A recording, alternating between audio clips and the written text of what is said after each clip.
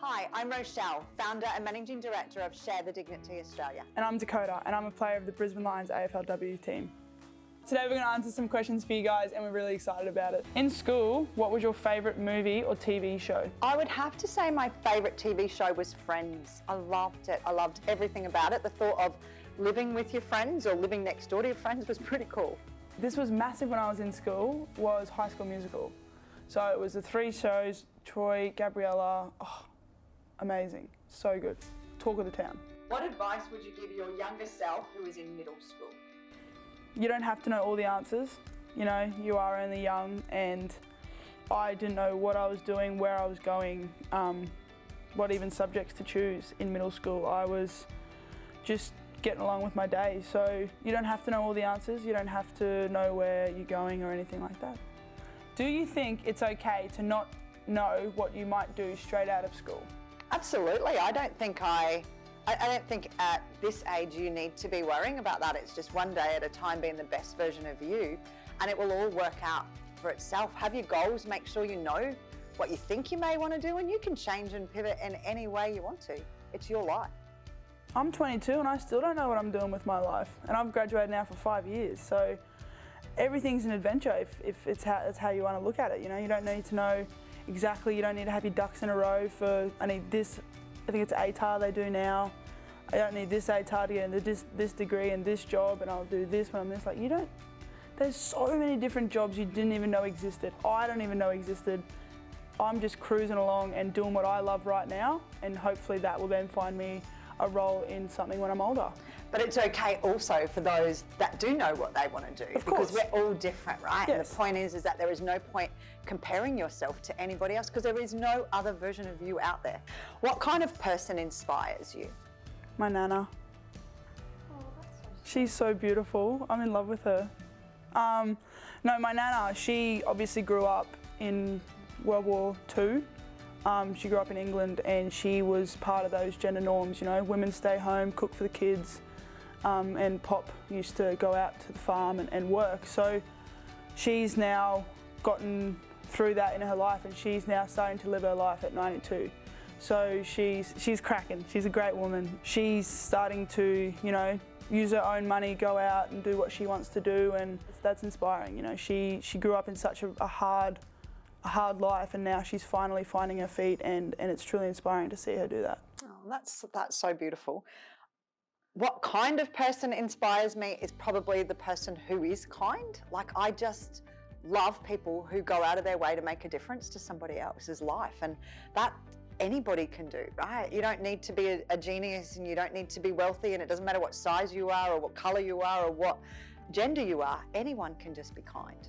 Growing up, was there ever a time when you felt embarrassed about your changing body? That is a cracker of a question. I think I lived in times where you just never loved your body, ever. And I think it's really not until I've got into my 40s where I've just been accepting that my arms are my arms, and they're the only arms I'm ever gonna have. My legs are my legs that carry me around, and my body created, you know, babies and have forged me through 50 years of my life. But at school, I was always the tallest.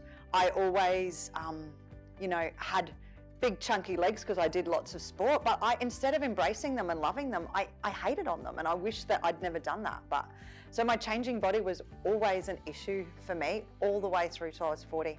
Now I absolutely love it, I rock it, and at the end of the day, I'm really grateful for the body parts that still work. I'm pretty similar. Mine's a little different. I grew up a bit of a tomboy, so I loved all the boy stuff. I just wanted to look like a boy, be like a boy, and I think that's pretty common in this day and age. So I personally hated, from when I was in year 9, I think my boobs started to grow, and I hated them. Oh, I hated them. So I guess that changing of my body, going through puberty, I gained a little bit of weight in puberty, and I wasn't the fittest I was and all that sort of stuff. But now, playing footy and doing that excessive amount of exercise, like, obviously my body, I'm not gonna get a different one. So I've embraced my curves, I've embraced all that, and I've worked hard to get where my body is today, because going through that puberty and stuff, I obviously gained the weight, and I've lost it now. But also cutting my hair.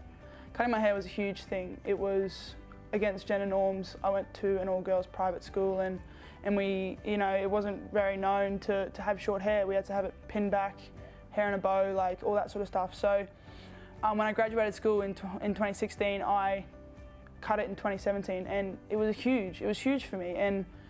And I thought immediately I was going to be judged. Immediately that change of body and not going against, you know, gender norms would take impact on my life. So I did it because I wanted to do it. I asked people what they thought when they first cut their hair, and when I cut it, I was so much happier. I was so much happier. I was myself. I was finally becoming the person that I saw in these goals. So yeah, cutting my hair was huge, and that changed obviously my body, and then it changed my outlook on life. Do you now don't care what other people think? Of course. It always sits in the back of your head. You know, I cop a few comments at footy about my look. You know, and obviously I don't look like the normal footy player. However, I know my role in the team, and I know that I use my body now to bash and crash packs. You know, I am strong. I'm a strong woman, and I've worked hard to become this strong. So I definitely cop a little bit of hate in regards to how I look, but I'm proud. I'm so proud of who I am. I'm proud of how far I've come in my journey, and I'm just so happy on where I am right now in my life. Can you tell me about a time when you chose to challenge equality, and how did that go? I haven't really had a voice until footy. I've never really voiced my opinion until being in the Brisbane Lions. So I'm learning things along the way about all that sort of stuff, and always open to learning new things and taking people's opinions. But yeah, I guess challenging equality, it happens in women's sport, and we're in the midst of trying to challenge becoming a full-time role. I would say that I have, even as a young girl, always challenged why people did things or why they thought that way. And I think the biggest and best challenge that I've ever been part of is the removal of GST on sanitary items, and it just didn't make sense to me, and it didn't make sense that we could be taxing them like they were a luxury item, yet we were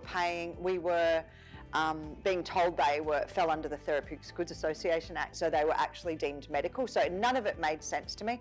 But challenging that and speaking to every politician that I possibly could to get that removed, and getting a federal petition in place, was probably one of the proudest moments I've ever had in challenging the inequality there.